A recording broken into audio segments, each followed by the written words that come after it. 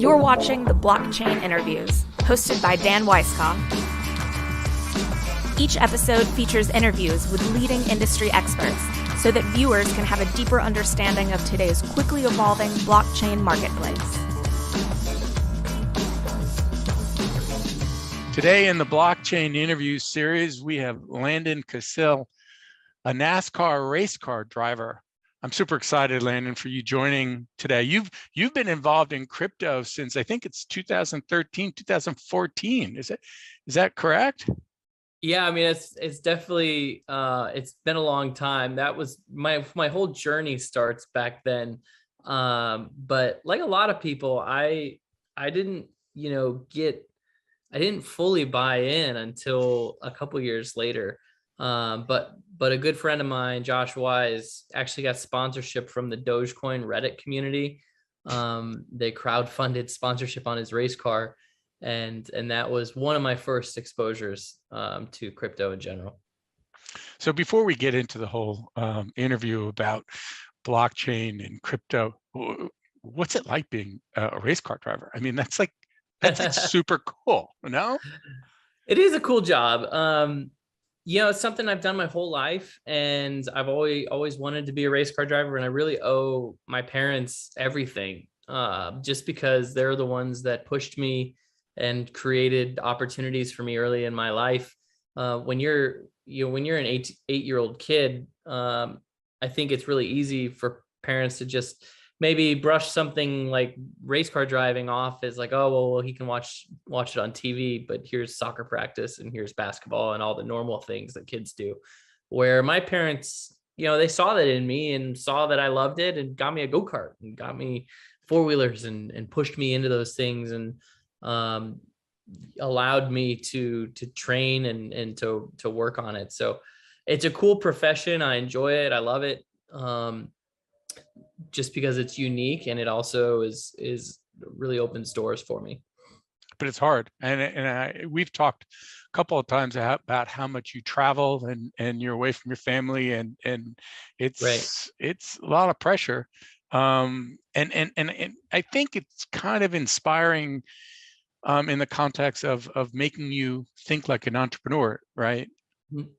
Yeah, it is. The actual business of it is, for sure, because as a race car driver, I am my own business. I have to operate that way in terms of sponsorship and the ride that I get, the job that I'm in, and how I negotiate my salary and bonuses and contracts. I mean, there's no, the race car drivers don't have any unions or collective bargaining that sort of has all that set in place for them. So every race car driver's deal and profession on a business side is unique to however they can run their own business.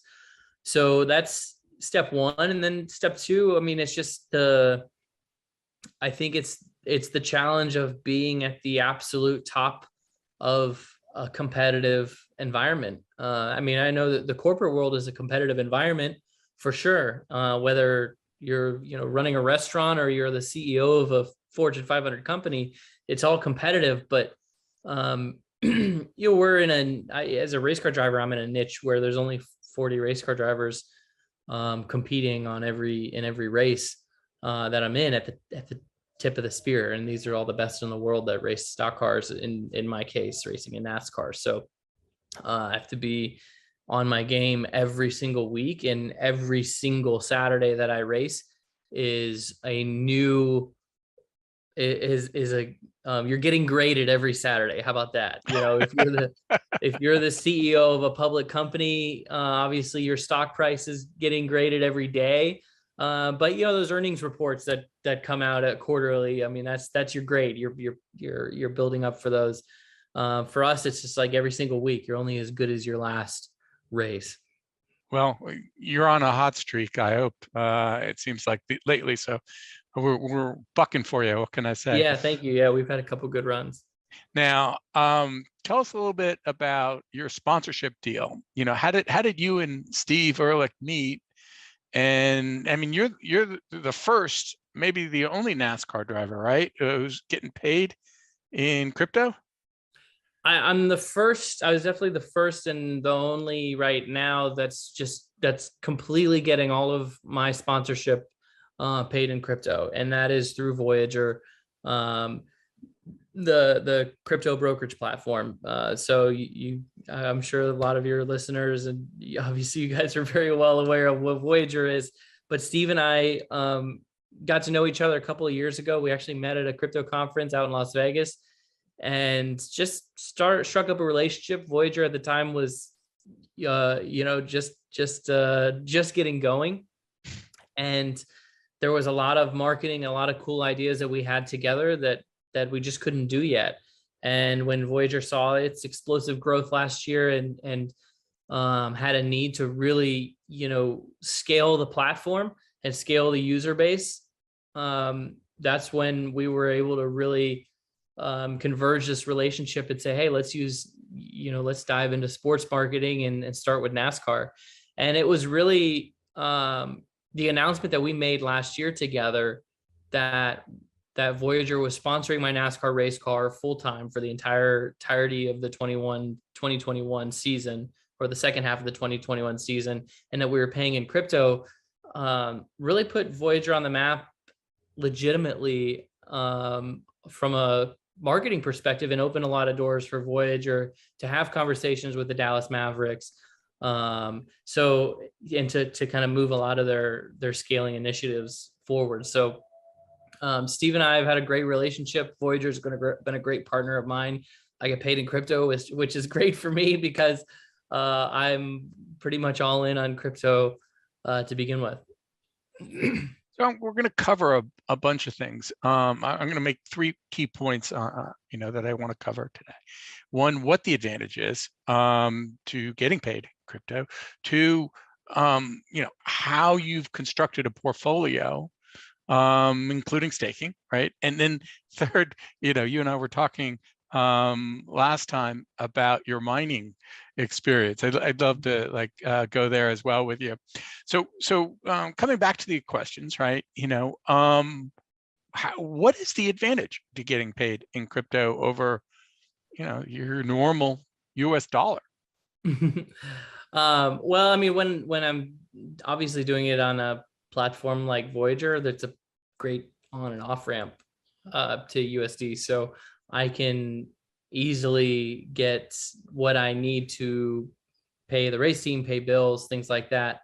But really, I mean, it's just a direct pipeline for me into the crypto space, which is where, I don't know, maybe it's my generation or where my head's at and our risk tolerance, but it's a direct pipeline for where I want to be with my portfolio and with what I do in the digital world and with my digital assets. So I look at every payment as an opportunity to whether it's buy market dips or DCA into the coins that I'm permanently trying to dollar cost average into, like Bitcoin and Ethereum.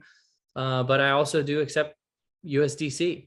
On Voyager, they offer 9% rewards on USDC, which is incredible. 1.5% boost on that if you're holding Voyager token. Yeah. So all of a sudden now you've got effectively a speculative portfolio on the appreciation of the coins. You've maybe owned 5, 6, 8, or 10 different, and you've got an income stream. Exactly. Yeah. So how do you go about doing the research on all these coins? Because Voyager's got a pretty broad-based platform that you could, work off of. Some are very speculative, some are stable, and some are traditional in terms of like the Bitcoin. The research part is tough. I mean, especially as the crypto space is getting bigger and bigger. I mean, I feel like when I first got into crypto research was something that I could accomplish on a daily basis and felt like I understood the market. And now you go to Coin Market Cap. I mean, you don't even have to go to Coin Market Cap. You go to Voyager and see there's, Voyager's going to reach 100 tokens here pretty soon. So, I mean, 100 tokens on one platform is a tremendous amount of optionality, but it's hard to get through all of them, right? And understand everything that's going on there. So the research part, I just try not to get overwhelmed with it and feel like I think it's really easy for people in crypto to feel like they need to know everything that's going on and that they don't want to miss out on anything, because crypto is definitely a type of market that has a lot of FOMO in it. And I think for someone that's been in crypto for long enough, I try not to worry too much about FOMO. I think it's more of a matter of